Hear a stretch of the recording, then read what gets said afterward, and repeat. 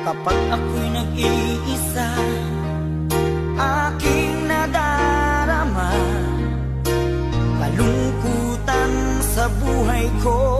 Nais ko'y makasama ka hanggang sa panaginip ko.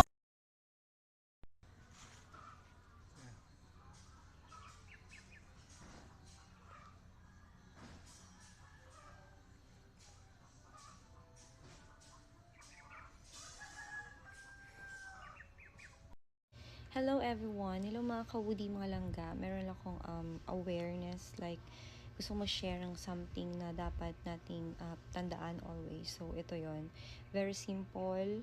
This one is for everybody. Wag kayo maglalagay ng totoong pangalan nyo kung pwede sa social media.